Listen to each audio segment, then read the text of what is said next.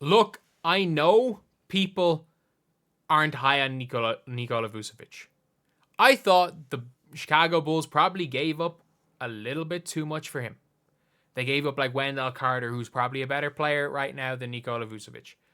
But the guy is still a really good center in the NBA.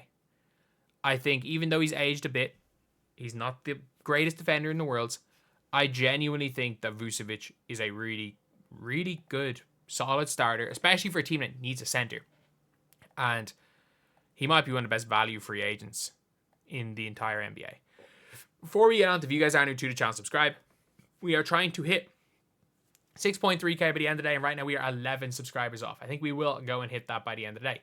But the Chicago Bulls have talked about what they are willing to, what price they have on Vucevic. So obviously their price has been quite high on the likes of a Zach LaVine. But I think that Vucevic's salary is really, really good for what it is. Like, it's 20 million, and he's got one more year left on it after this year, so it's not expiring. And look, 20 million is not much in today's day and age. Like, a Rudy Gobert is setting you back 50. It is about 40% of a max. It is a mid-tier contract. And especially when we're seeing some of these guys, like, we're seeing guys being paid 40 million based on potential. Like, we're genuinely seeing guys make $40 million because because teams are scared of losing them after their rookie's contract. They're scared to lose them, so they're paying them that. And he plays basketball. That's the big thing when it comes to Nikola Vucevic, is that Vucevic actually tends to play the sport of basketball. Like, he's averaging 20 on this year. He's averaging 20. Like, he's averaging 20 and 10 on the year. And again, I get it. The stats are a little bit misleading, but he's still shooting 57% from the field. On the season, from the 3-point line, he's shooting 44.9%, which is good. So he's a really good offensive center. And I get it, blocks aren't defense, but he's still averaging like a block a game, which is not the worst. And again, I get it. Not a great defender, but good field goal percentage, good three, good free throw percentage on the season. And he's played in all 20 games. Like, if you want to look at his stats in general, he played 76 games, 82 games, 73 games, only 26 games, or sorry, he played 70 of the 72, and it might have been all 72. Played every game in 1920, played 80. So since 2018-2019 season, the guy's hardly missed a game.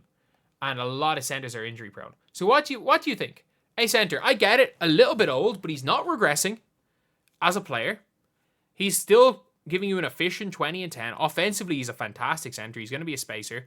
If you're a team like the Lakers who do kind of need a center, if you can somehow get him within your salary cap. Do you guys know what his price is?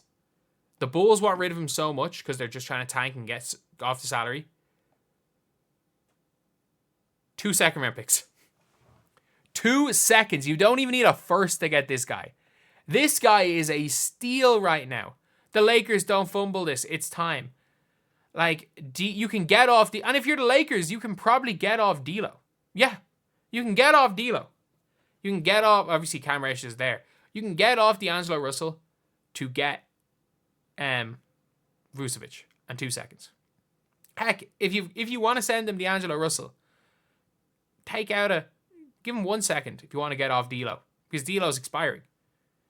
You can probably get D'Lo as an expiring contract gone next year and 1 second round pick.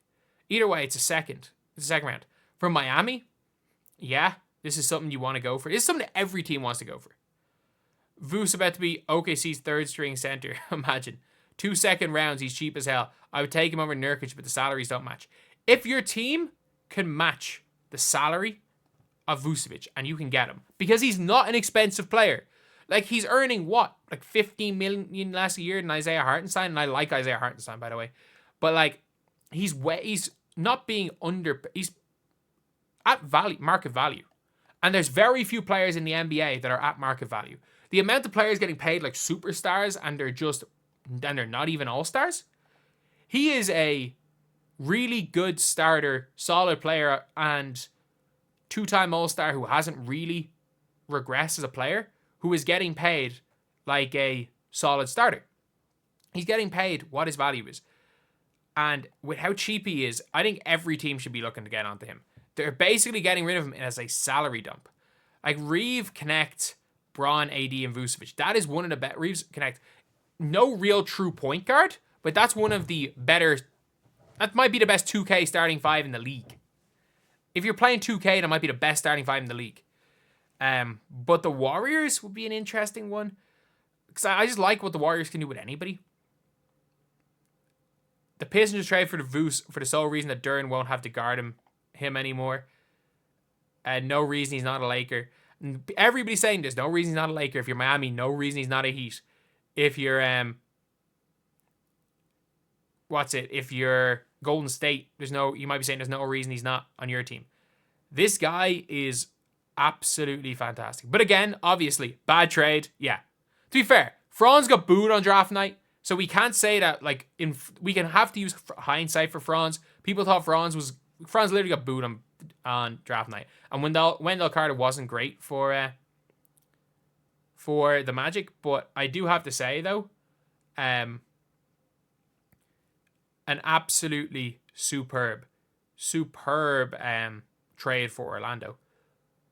But still, even though it was a bad trade at the time, they're getting nothing from him. How are we not at least asking for a first? Did not see what he's been doing this season? What part of the way he's playing indicates we're ain't lower in the first rounder. They just want to get rid of him. And there are surely a lot of teams that want him. Because, like, there is absolutely no way there are not at least 2 to 3 NBA teams out there that would not say we can get a borderline all-star level player for free. If we can match salary, we can get a borderline all-star level player literally for free. Who cares about 2 second-round picks? Especially if you're good, they're 2 late second-round picks.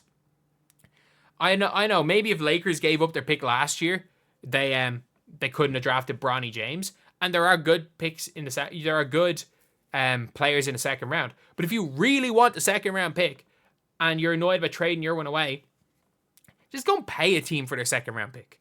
It's at that. That's pretty much what you can do. You can just pay a team for a second-round pick. Either way, though, that's pretty much it, lads. That's pretty much it. Let me know what you guys think in the comment section below. And let me know if you're a fan of one of these teams. Do you want your team to sign Nikola Vucevic? Like, look, if their price tag was crazy high on him, I genuinely said in my video earlier, I'm like, there's no way the Lakers, with how Vucevic's been playing, have the assets to get him. But no, it seems like they do. It seems like, in fact, they do have all the assets needed to get Vucevic, and that's going to be a serious pickup for whatever team ends up getting him, because he's, again, essentially free.